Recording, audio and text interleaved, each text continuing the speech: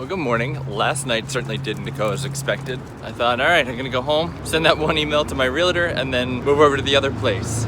Next thing I knew, I woke up on the couch at 2 o'clock in the morning. Not the usual couch, the leather couch that my wife is taking. I guess I stayed at the old place last night. Come on, little one. Let's go. Come on up. There you go. That was weird. I slept on a leather couch using a Banksy pillow and some kind of sheet for a blanket. And I slept in my clothes. So I feel amazing today. Refreshed. Good morning. We begin our Wednesday. How are you? I'm doing good. Not quite as moved out as I'd like to be, but I'm not unhappy with the progress. I really hoped I could be done yesterday, and I realized that was a little naive of me. But I'm looking forward to work today. I'm looking forward to working with the kids. It's skateboard sketches, and it's really fun because each kid has to do 15 skateboard sketches. And they don't have to be beautiful or refined or anything. It's just really about ideation and just coming up with different ideas or developing one idea over and over and over again. Where it gets fun is when they get silly or sarcastic and do something where they're like, to make other people laugh. And then to take that idea and be like, oh no, you could totally do this. So if you do this and this, and I can introduce new techniques by turning their mockery of the assignment into something positive. And quite often, really good things come out of that. So it's fun for me because it's a challenge. It's like a puzzle. When I look at the sheet, I'm like, all right, so what's the, where's the turn on this sheet? Oh, I think my wife is coming up the hill. Yep. Here's my confliction. I've turned the car around. It's 7:30 in the morning, which is early. Is she going to go into the condo? Yep, she is. So I'm going back up to the condo, and I'm going to be in there, so if she chooses to go in, surprise, I'll be there.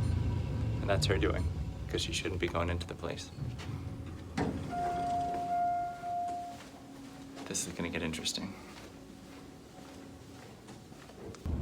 Okay, so that was interesting. Here's what I did. I saw her on the street, so I turned around and went back home. I parked on the street, I went upstairs, and I just was folding laundry. So I'm sorry for missing my faculty meeting this morning. I just felt like it was important. I was standing there folding laundry, like right in the entryway, and I hear the keys in the lock. No knock on the door, she just comes in, assuming that I wasn't there. She comes in, I'm holding a shirt, I'm folding. She turns the corner and she gasps and says, Jesus Christ. And then she says, your car's not downstairs. And I said, okay. Like, do I have to explain? You thought I wasn't here because the car's not down there. That's your mistake. And yeah, I don't know. She's not her. There was no glimmer of recognition. There was no, the sense that the two people who were standing in that condo this morning were married. You would never believe we were married. You would never believe we even liked each other. I'm friendly, there's no weirdness from me. I mean, it's reserved now, but I'm not weird. So she said she was gonna take Winnie for a little while. So I said, okay. So she just walked out. And when she was in the hallway, I called after her. I said, just be careful of her front armpits because they were pretty infected, but she's getting better. Matter of fact, logistical conversation, just like she always thought we should have. And she was weird from a distance about that. But whatever, she's my dog, I love her. So I folded all my laundry, I packed it into bags. I was vacuuming when she came back in with the dog. And then she asked if she could have her rings back, and I told her that they're off-site, and she's like, where? And I said, that doesn't matter. I can't paraphrase well, but she was basically saying well, that's stupid. And I was like, no, we were showing the condo. It doesn't make sense to keep wedding rings in a drawer when people are coming through to view the condo. Duh. So she asked if she could have them back tomorrow. And I said, you said you only wanted the wedding ring back. And she said, I thought that was appropriate. What she said was, if you don't want the engagement ring, I'll take it. I'll have it. And I'm sort of like, well, no, I don't want the engagement ring. It's not like I'll use it, but it's not like she'll use it. So she asked that I leave the wedding ring in an envelope on the counter tomorrow when she comes to see the dog again. And I'm sort of like, I don't plan on being there with the dog tomorrow morning. And then I followed up about the table I made her. I said, so you don't want that table? And she said, well, I didn't think it was appropriate. And I said, but I made it for you. It's so funny to me. Because I explained it to her well. I said, I made it for you. And when you make something for somebody, you I think, not imbibe. I said, but you put good energy and good intention into something. I said, it's yours. I made it for you. And she said she doesn't think it's appropriate to bring into a new house with somebody else. And I said, okay. I think it's strange that she'll take gifts that I purchased her into the house, but not something I made. I mean, that must just be a personal difference. Something bought versus something made must, for her, be different. Whereas for me, I'm like, it all has value. Pretty much with that, she left. She didn't really seem to look around the house and say anything or notice anything. Like, from where she was, she should have seen, like, the rug's gone and things have been moved, but she said nothing. I don't know what's up with her. She's not someone I understand any longer. And that's 2 times in 2 days I've seen her. I saw her at the barn yesterday. I saw her in our home today. I can say that. It's still our home. It will be sold soon, but for now we own it together. I have a weird feeling right now. I'm trying to, like, honestly put together what I'm feeling. And not in my chest, more like in my gut. Tiny little bit of anxiety. Like, my heart's beating a little fast. And I have a weird sort of knotted feeling in the pit of my stomach. And I think that's just the sort of adrenaline of seeing her. At least in that exchange and the one yesterday, there's no desire or longing or wishing. I didn't at any point today want to, like, hug her. It's just, it's so adversarial that any feelings or any remnants of the past are not. They're just not there. That's bizarre because that's not me. Like, by design, I'm so sentimental and so willing to give things another chance. I mean, you know, God, you've watched through this process, and this has been so hard that I've just got nothing. I have one minor confliction. I'm not planning on staying at the condo anymore. Last night was a mistake because I fell asleep. I don't plan on being there tonight. So I know she's leaving this weekend, and I'm not a terrible person. So in terms of her being able to see the dog before she goes, am I gonna bring the dog to the condo tomorrow? I don't think so, but I don't want to be accused of being shitty. Good afternoon. The day is done. It was a good day. I'm tired today. Moving and then sleeping on a couch last night, that was a mistake. So the puzzle of the day is this. I think I told you that the table I made her that was really nice, that she told me she doesn't want in her new life. I sort of just confirmed that with her this morning. I was like, you don't want this? And she said she just thought she was doing the right thing. I guess that has been the theme of today, doing the right thing. Because that came up twice today. Number one was that table. And I said to her that, I made it for her. The whole time I made it, I was thinking about her. It's sort of steeped in good intentions, and it was a thing I made and labored over for her. She just said she didn't think it was appropriate, to which I said okay. But then she texted me during the day and framed it under, if I don't know what to do with the table, she'll take it. And I was sort of like, I can find a place, like, I'm not gonna throw it away and be like, oh, this old relic, like, I'll keep it. But the fact that she out of the blue texted and expressed an interest in it was now strange. Why? If you told me you didn't want it, you didn't think it was appropriate. And that's the sort of confusing part of all this. Because I just keep thinking about it. I think about, like, why did she do that? What was she saying? What was she thinking? Did I say something that affected her? It's very easy to be like, I wonder what's on her mind. I wonder if she remembers what it was like with me. I doubt it. And then the other thing was, she asked for her rings back. So I clarified and said that she said she only wanted the wedding ring back. And she said she thought giving me the engagement ring back was the right thing to do. So it was another time this morning she was talking about what the right thing to do was. Which is so strange because in so much of this process, she has not done the right thing. And now 2 days before she's leaving, she's talking about what the right thing to do is. It makes my brain fuzzy. I'm like, how does that work? So my plan for the afternoon and evening is to keep moving. The broad strokes are easy. Everyone's like, oh, moving's such a pain. The big stuff's annoying. The big stuff's not annoying. Like, that's easy to move. A couch, a table, whatever. It's all the little things, all the clothes, and, each of the drawers that's in the bathroom with stuff, and each of the drawers in the kitchen, and the pantry shelves, and what do you want to carry forward, and what are you going to throw away, and what cake mix have you had for like 3 years and never used, and it's all that. I'm doing a trip over to the new place. Yeah, my wife was here when I got home, and appears to have left. Well, I mean, the car's not down there any longer. the screws were put back into the storage space, and I noticed in her car while she was parked next to me an empty bin, a big roll of bubble wrap, some flattened cardboard boxes. I'm kind of curious as to, is she getting ready for Friday, or was she planning on taking stuff today and I thwarted her plan by being alive?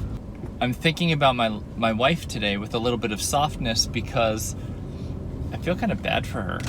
That's a separate feeling from how I'm pretty broken by the things she did to me, but when I just looked at her today, I thought, like, who are you and where are you? It's someone other. I don't know.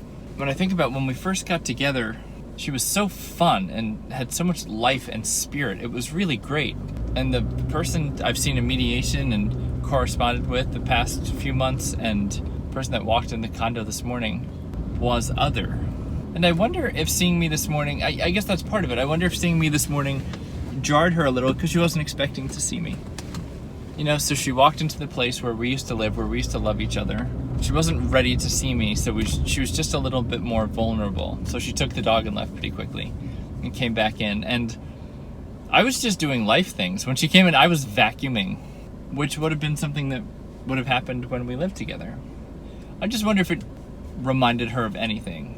I think it's pretty safe to say that's probably the last time I'll see her. I don't assume I'll see her tomorrow morning. Here, I'll just keep. Oh yeah, here I'll fob you. Then you can drive down. I just had to let one of the owners of the restaurant that's in my building into the building because he gave his key fob to somebody else. He seems very nice, and I like his restaurant. Aside for the thing that burned my face. But anyway, I am lagging a little, and I'm not sure why. It's like the fervor I had the other night has dissipated a little, and I don't know if it's just because I'm tired, because I worked the school day, and then I moved until late, and then I worked a school day, and then I went to the barn, and then I worked until late, and then I had a school day today, and I'm just kind of tired, but I find myself wasting time in the condo. Like, I'm packing stuff up and whatever, but I'm just not moving with this speed and efficiency. I should just be moving everything, you know, just taking it as it comes, but instead I'm sort of hemming and hawing and thinking, like, in what order should I do this? And how to, maybe I'll, and it's just dumb. It just needs to go. And I'm allowing myself to get waylaid by, like, the fact that, like, I don't have good containers for moving. It's stupid. Just get it over there. I'm moving 8, 10, I should count how many blocks it is, because I keep changing my approximation of how many it is, but it's not far. What I have in the car right now is the rest of the bed and most of the barware, just bottles of things. I bought them, so they're mine, I guess. She's gonna come into the house tomorrow, and I want the house to be pretty much empty tomorrow.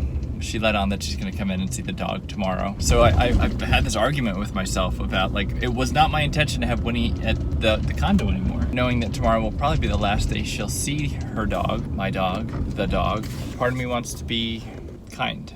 And maybe it's self-serving. Maybe I want her to see the dog so that she doesn't get pissed off. But it's that same thing of, like, don't piss her off because she'll lash out. She's really done nothing to deserve my kindness and grace. This process has been terrible.